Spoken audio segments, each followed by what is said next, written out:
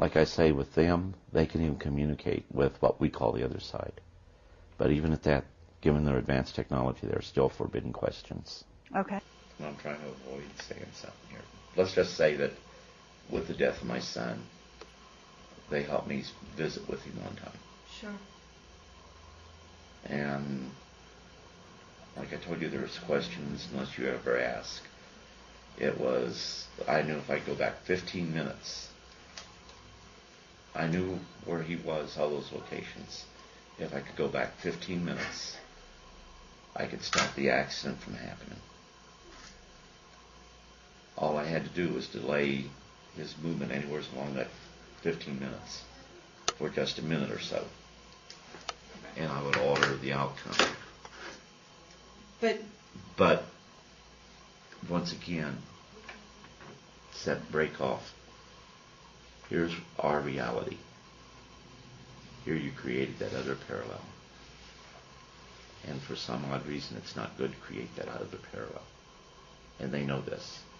Mm-hmm. And also, it was pointed out that you cannot escape the reality of this time continuum that we find ourselves, because his death is reality to me in this time frame I find myself. The Second World War happened. I must return to the point from which I depart within that space-time. Uh-huh. I'm not going to remain in the other one. And a lot of people, like they said the other night, you'd stay there. No, because it was pointed out to me quite clear. And I can't explain this. I couldn't go and debate it scientifically.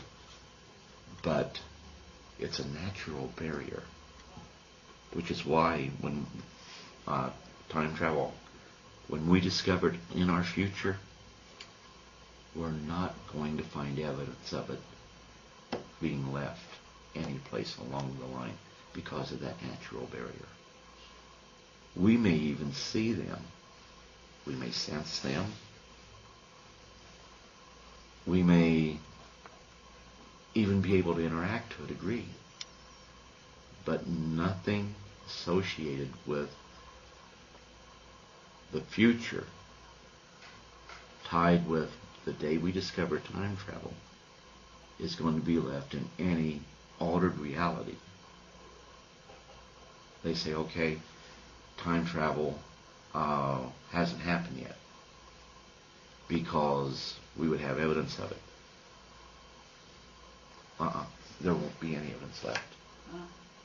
And there's a natural barrier there. Mm-hmm. The whole situation is we are a part of something greater, more vast, and we're on an adventure. And we're part of that adventure. Mm-hmm. And we all play certain parts into that. But just like when you brought it up about they are us, and I said, he's heard me say this, which is probably he got a grin on his face when you said that. But the whole situation is we look for the differences in the species, the 57. Look for the similarities. When we look for those similarities, we then begin to realize just how much we have in common. And eventually we come to the point of one thought. They are us. Because everything within the universe is interconnected. All species are interconnected. Mm-hmm.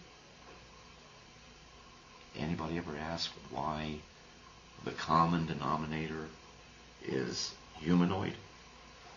You would not expect to find that if there was not some type of galactic blueprint. You become spiritually enlightened by going through this life. Mm-hmm. Even those that we say are insane. On the other side, they're not insane.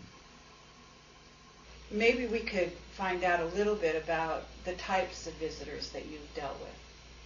Do you see them physically, or do you, are you actually sort of in an altered state, or are you able to see them in your mind? And do you communicate with them telepathically? Well, they're as physical as you and I. Okay. And yes, it would be telepathic.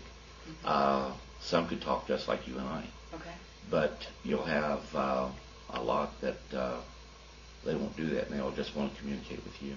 Mm-hmm. But there's one thing you have to keep in mind. This is what a lot of people overlook, and that's why it gets to be so hard to talk about. You're not just talking to them. They know, and they feel everything that you know and you feel. You go in, you feel what they feel. And see, some of these, we weren't real good guys. We use the term visitor. Sure. But they're treated like prisoners. I understand. And there is no law under protection to protect them. Mm-hmm. Dan Burish has talked about this as well. In 1960, and I can provide you with the document, we have put together and formulated, NASA did, a book that they call Outer Space Law. It would not be until the 1970s that the question of the legal rights of an sentient being, not of this world, even came into play.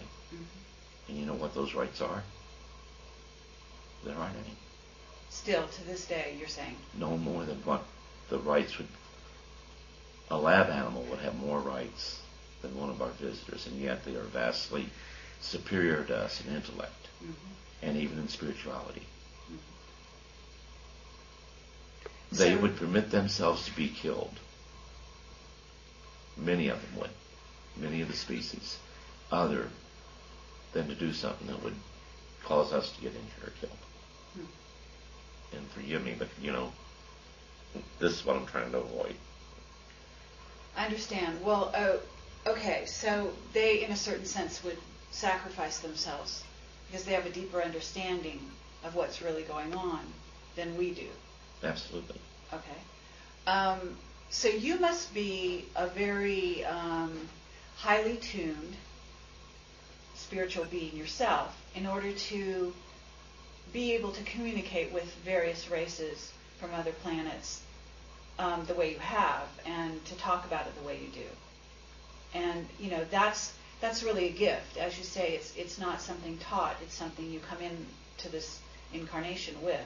Well, I like to think of myself. I want to be normal, if you understand what I'm saying. Okay. Uh, Well, for